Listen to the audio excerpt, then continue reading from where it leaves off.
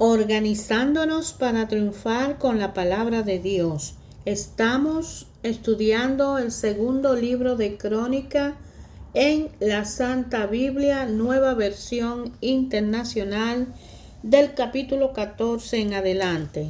Asa hizo lo que era bueno y agradable ante el Señor su Dios.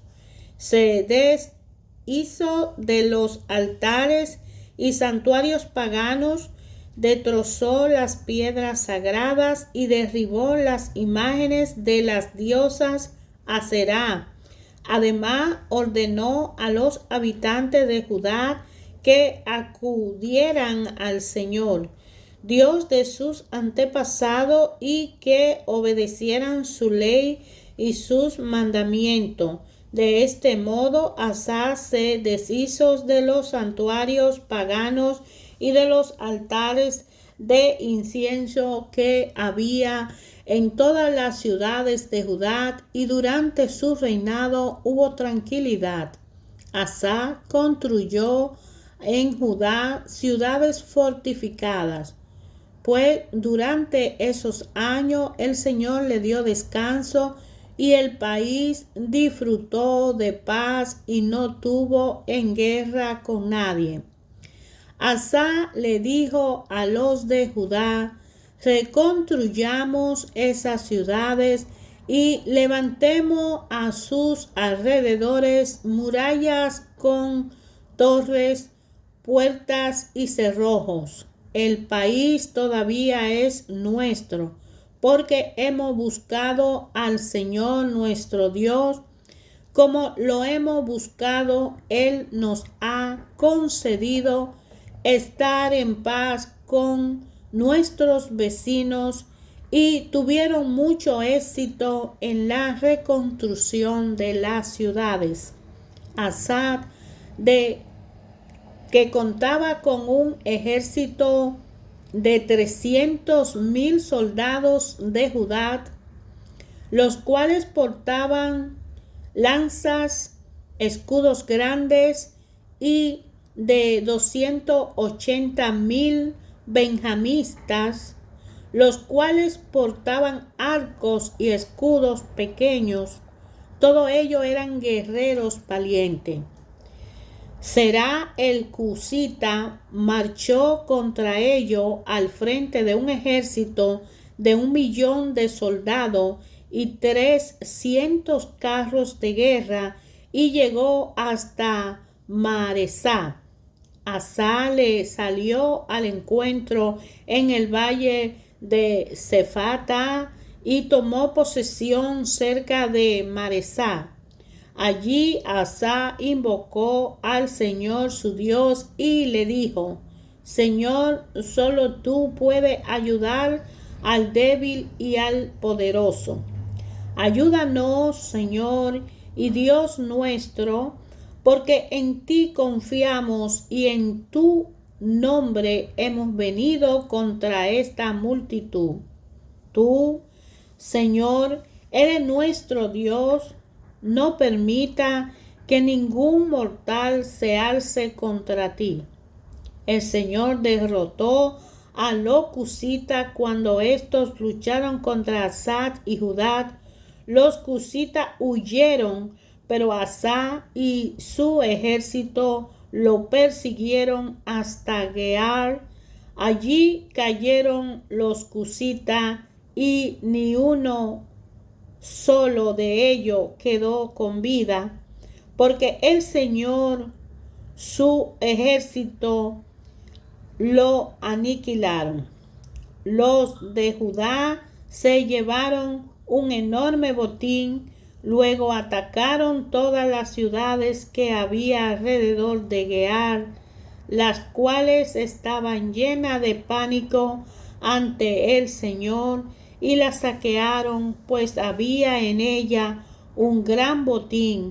Además, atacaron los campamentos donde había mucho ganado y se llevaron una gran cantidad de ovejas y camellos. Después de eso regresaron a Jerusalén.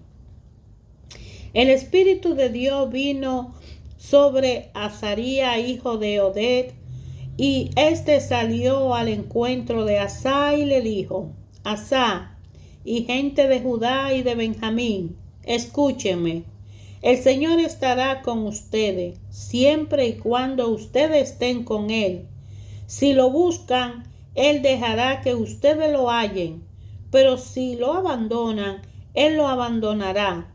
Por mucho tiempo, Israel estuvo sin el Dios verdadero y sin instrucción, pues no había sacerdotes que le enseñaran, pero cuando en su tribulación se volvieron al Señor, Dios de Israel, y lo buscaron, entonces Él le permitió que lo hallaran.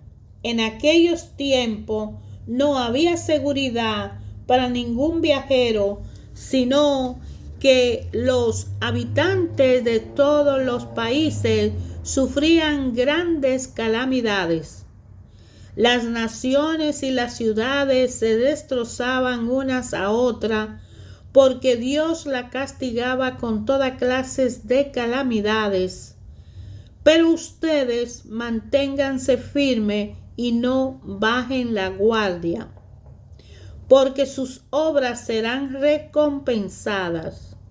Cuando Asa oyó este mensaje del profeta Azarías, hijo de Oded, se animó a eliminar los detestables ídolos que habían en todo el territorio de Judá y Benjamín y en las ciudades que había conquistado en los montes de Efraín. Además, restauró el altar del Señor que estaba frente al atrio del templo del Señor. Después convocó a los habitantes de Judá y de Benjamín, como también a los de Efraín, Manasés y Simeón, que vivían entre ellos, pues muchos israelitas se habían unido a Asa al ver que el Señor su Dios estaba con él. Se reunieron en Jerusalén en el mes tercero del año 15 del reinado de Asa. Ese día ofrecieron al Señor 700 bueyes y 7,000 ovejas de botín que habían tomado. Luego hicieron un pacto mediante el cual se comprometieron a buscar de todo corazón y con toda el alma al Señor su Dios de Israel, y se le castigará con la muerte, fuera grande o pequeño, hombre o mujer, a quien no obedeciera. Así lo juraron ante el Señor a voz de cuello y en medio de gritos y toques de trompeta y de cuernos. Todos los de Judá se alegraron de haber hecho este juramento, porque lo habían hecho de todo corazón y habían buscado al Señor con voluntad sincera, y Él se había dejado hallar de ello, le había concedido vivir en paz con las naciones vecinas. Además, el rey Asa destituyó a su abuela Macá de su puesto como reina madre, porque ella había hecho una escandalosa imagen de la diosa Aserá. Asa derribó la imagen, la redujo a polvo y la quemó en el arroyo de Cedrón, aunque no quitó de Israel los santuarios paganos. Asa se mantuvo siempre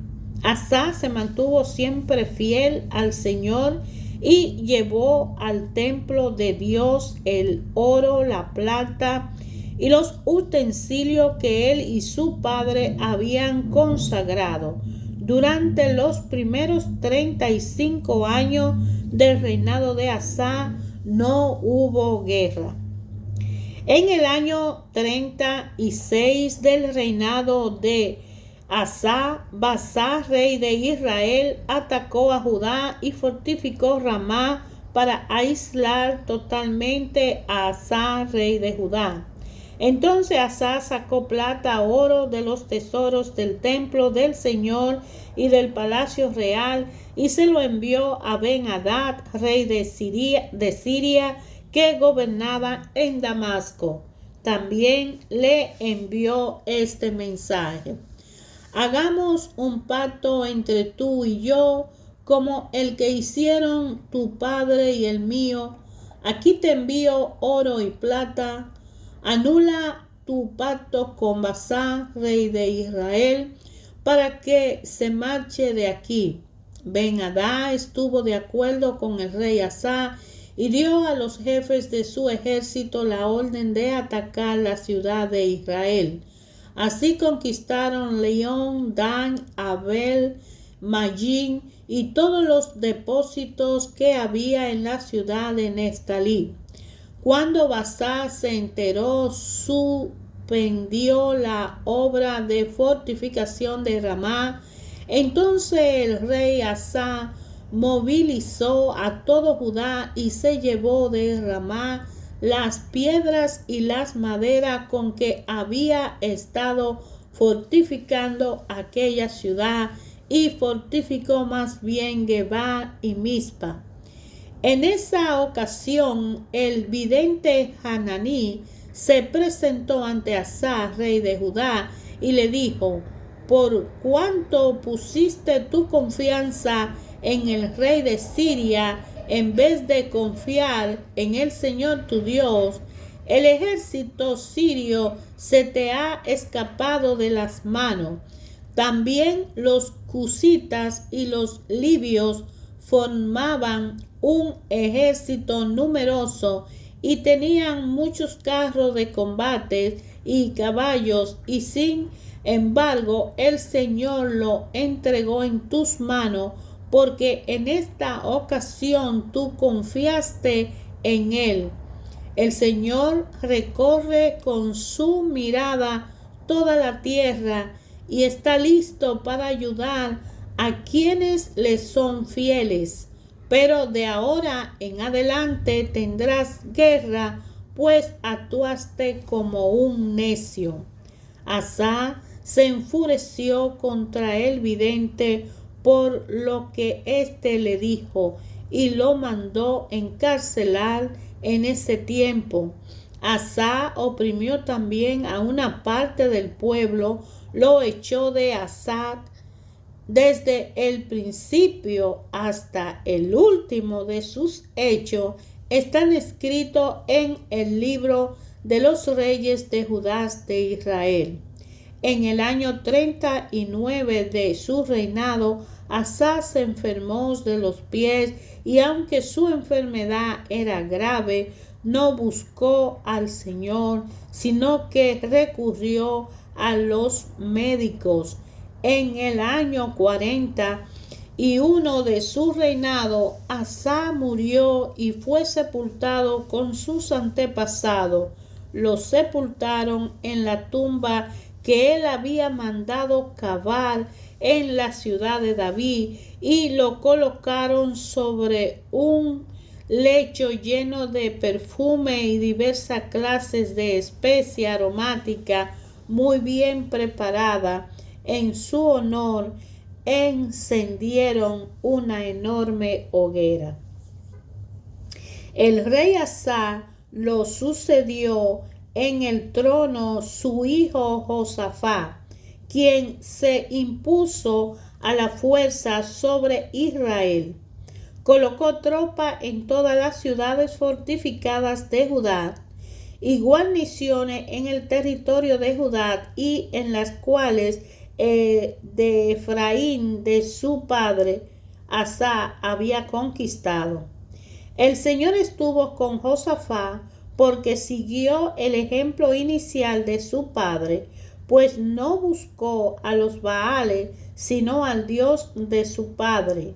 Obedeció los mandamientos de Dios y no siguió las prácticas de los israelitas. Por eso el Señor firmó el reino en sus manos. Todo Judá le llevaban regalos y Josafat llegó a tener muchas riquezas y recibió muchos honores. Anduvo con orgullo en los caminos del Señor y hasta quitó de Judá los santuarios paganos y las imágenes de la diosa Aserá.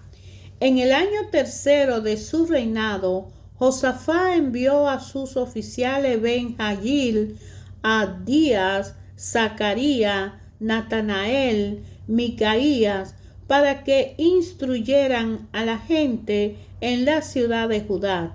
Con ellos fueron los levitas Semaías, Netanías, Zebadías, Asael, Semiramot, Jonatán, Adonías, Tobías y Tobadonías, y también los sacerdotes Elisamar y Jorán. Llevaron consigo el libro de la ley del Señor para instruir a los habitantes de Judá, así que recorrieron todas las ciudades de Judá enseñando al pueblo. Todos los reinos de las naciones vecinas de Judá sintieron un miedo profundo hacia el Señor y no se atrevieron a declararle la guerra a Josafat.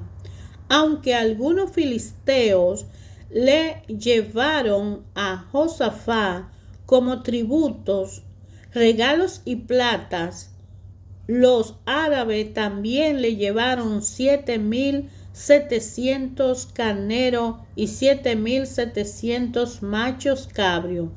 Josafat se hizo cada vez más poderoso, construyó en Judá fortalezas y lugares de almacenamiento, y tenía muchas provisiones en las ciudades.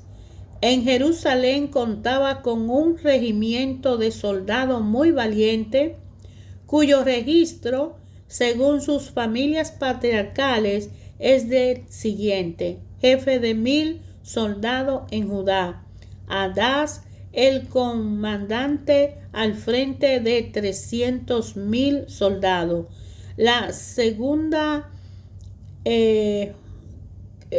grupo era de Jonatán al frente de 280,000 soldados. Le seguía Amasías, hijo de Zicris, que se ofreció voluntariamente para servir al Señor.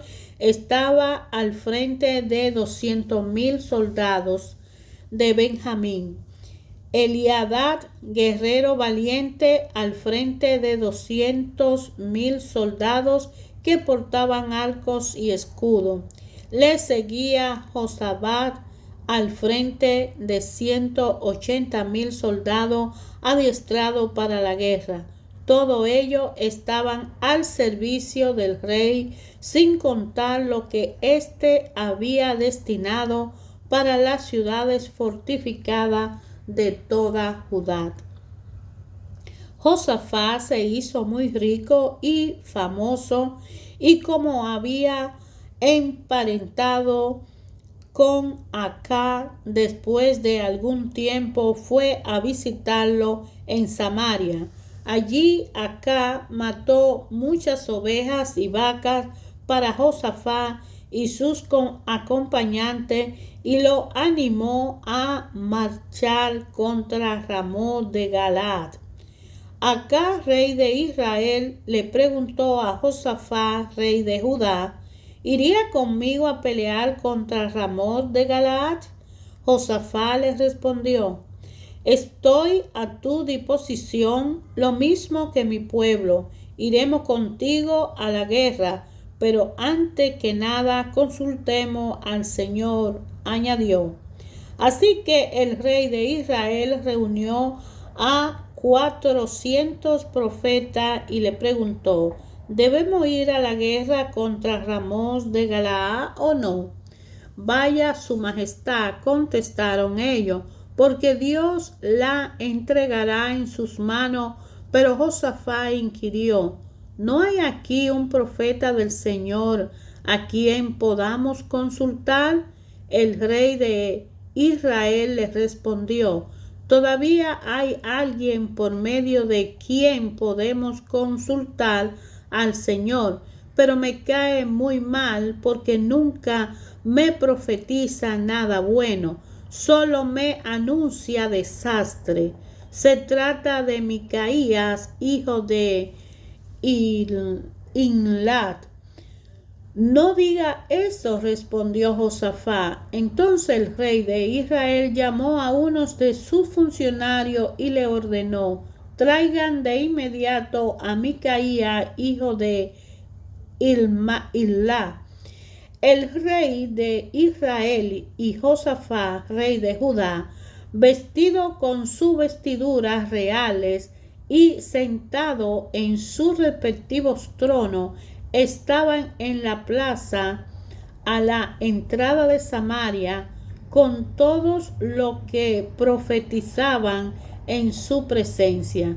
Desde Sedequía, hijo de Kenaná, que se había hecho unos cuernos de hierro, anunció: así dice el Señor, con estos cuernos atacará a los sirios hasta aniquilarlos.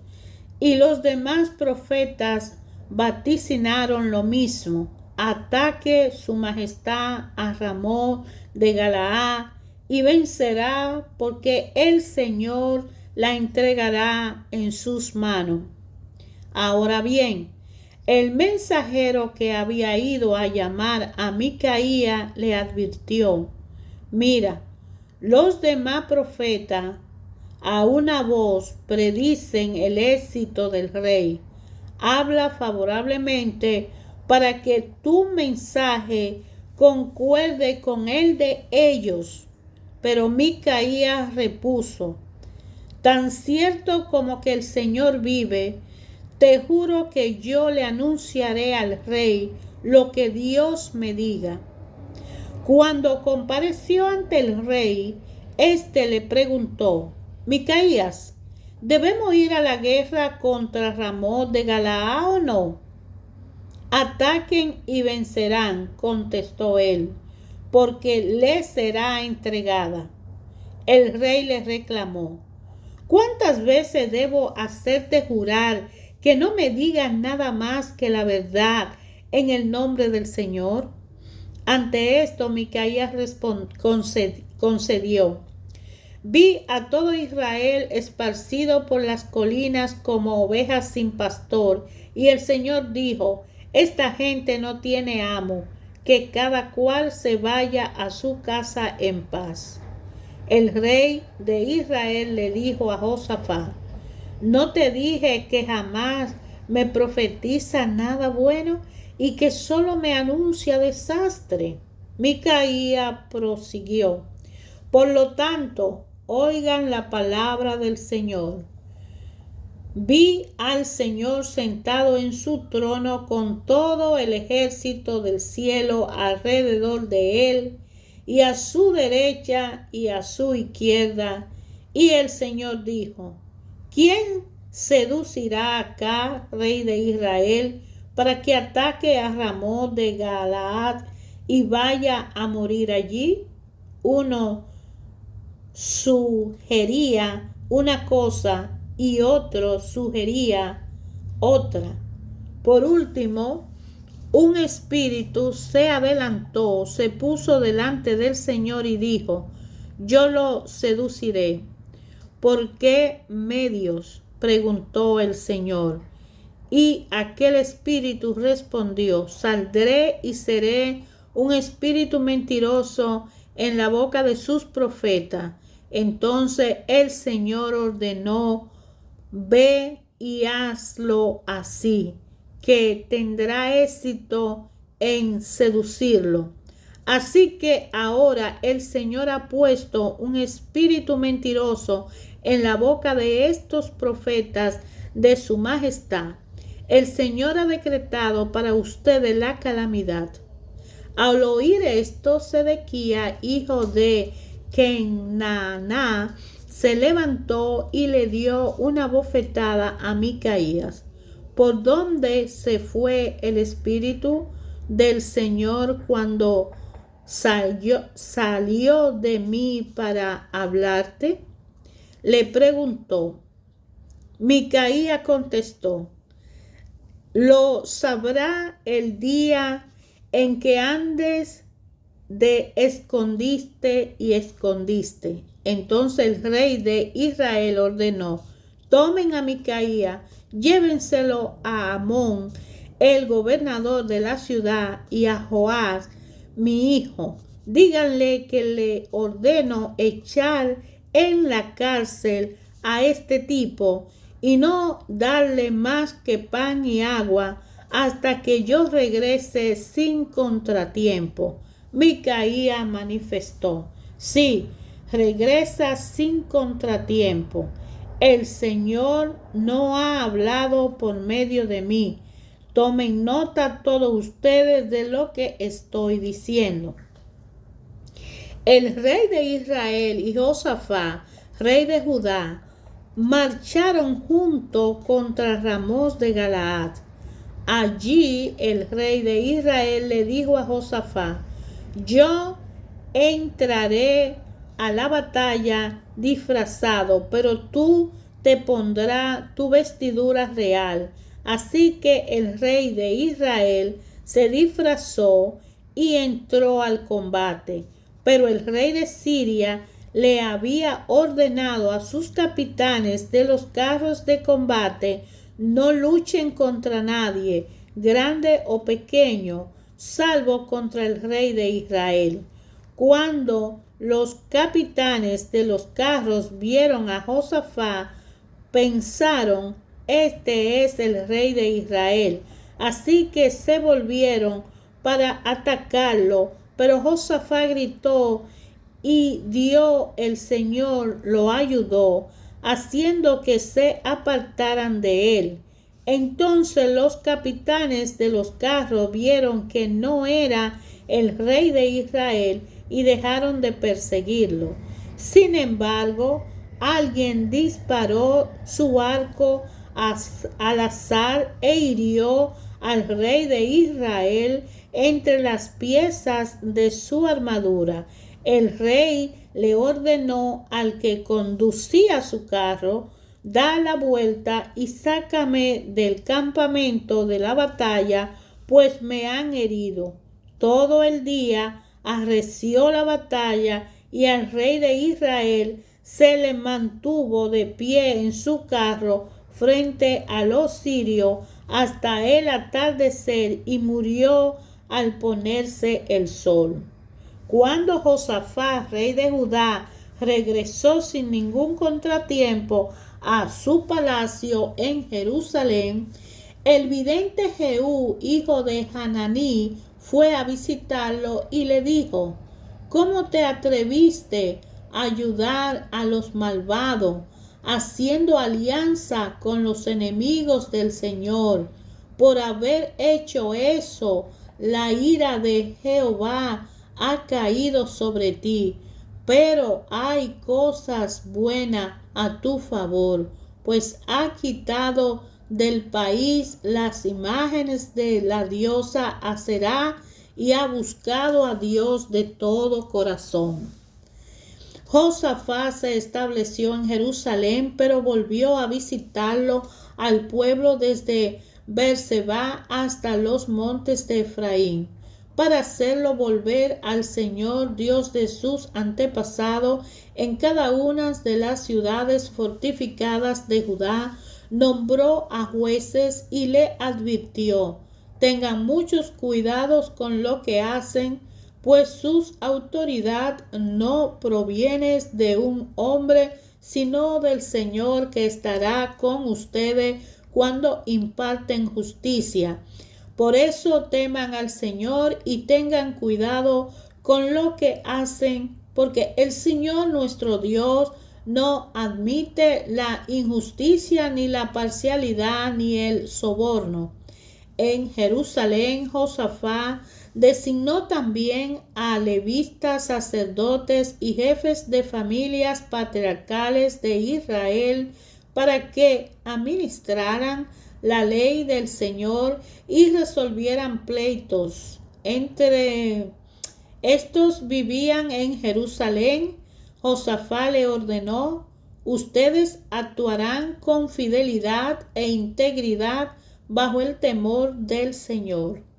Cuando sus compatriotas vengan de las ciudades y sometan al juicio de ustedes casos de violencia o algún otro asunto concerniente a la ley, los mandamientos, los estatutos y los juicios, ustedes les advertirán que no pequen contra el Señor, para que su ira no caiga sobre ustedes y sobre ellos. Y si así lo hacen, no serán culpables.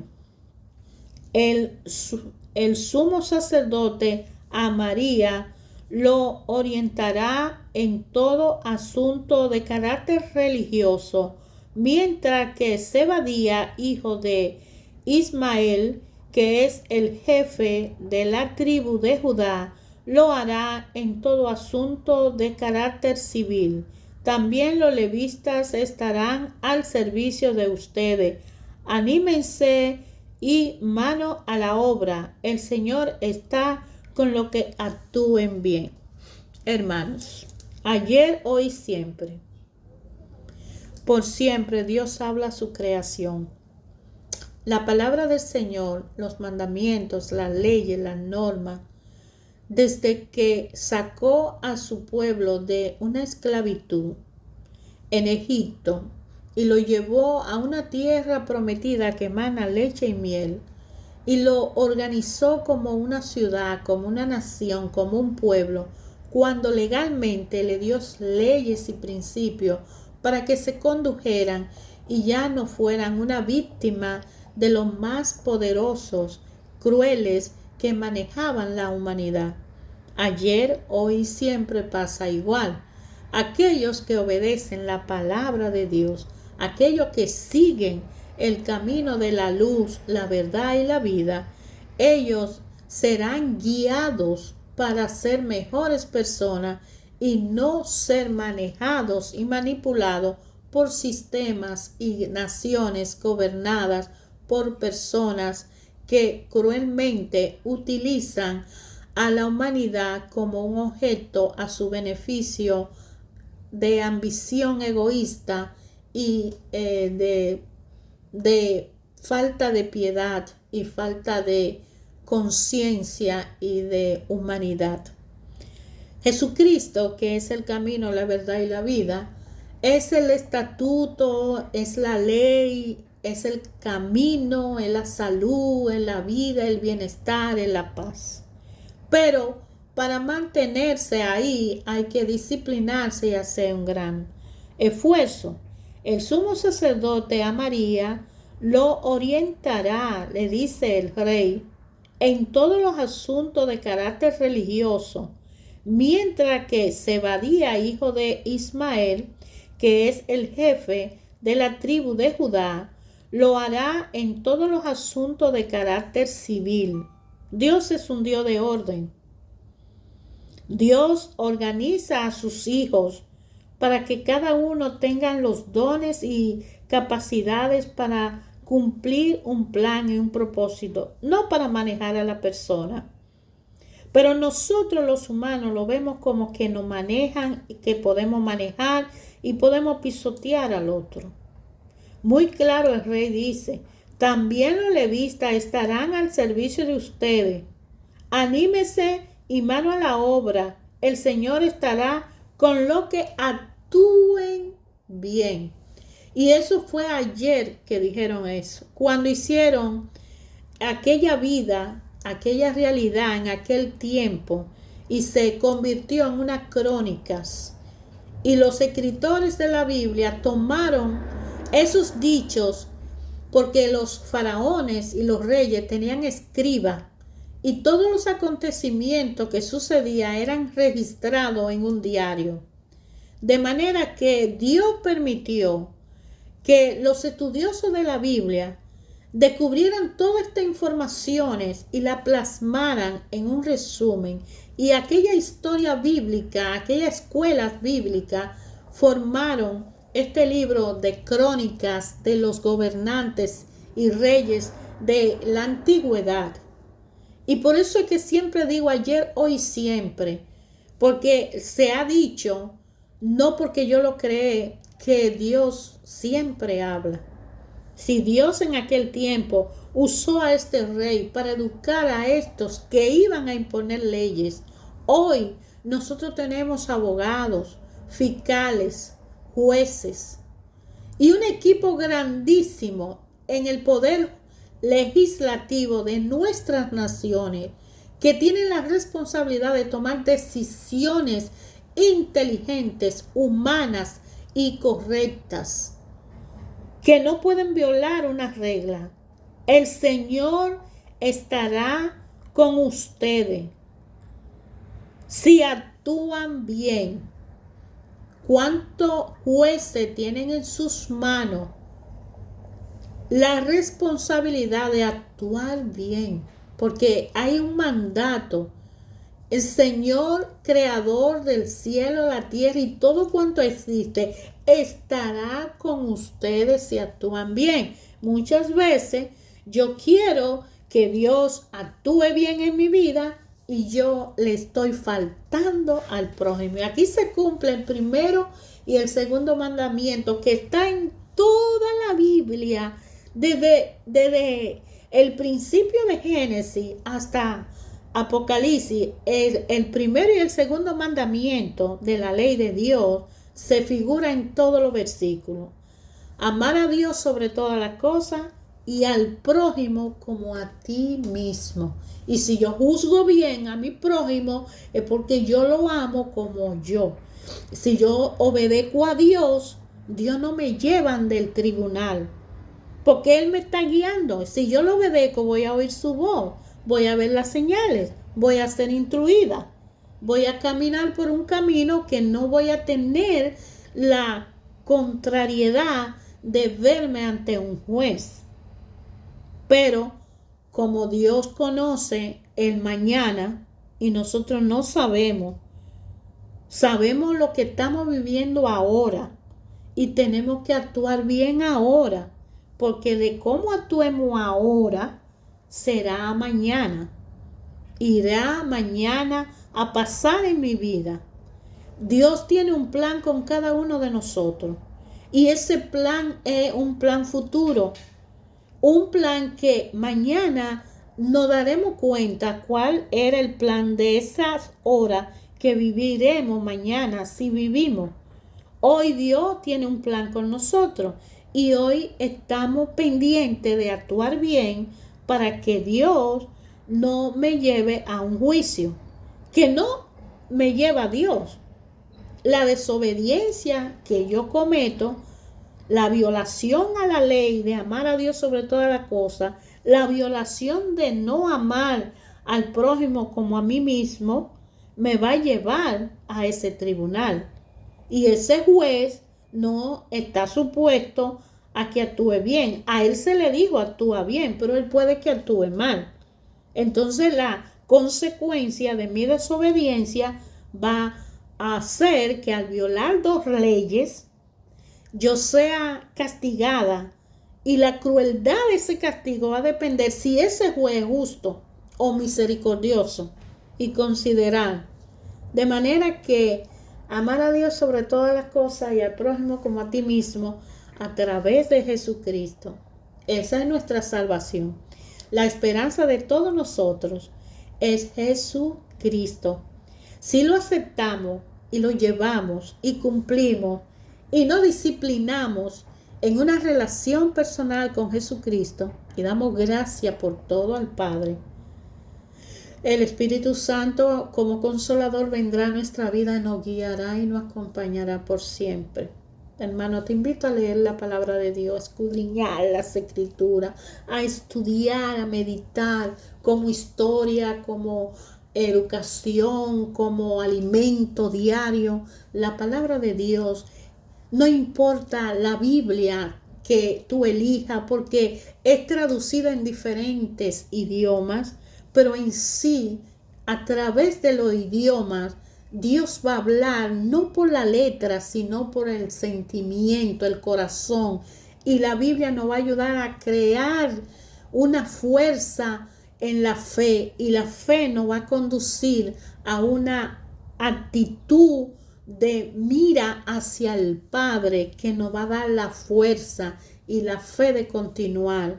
Y Dios viene en nuestro auxilio a través de Jesucristo y su Espíritu Santo.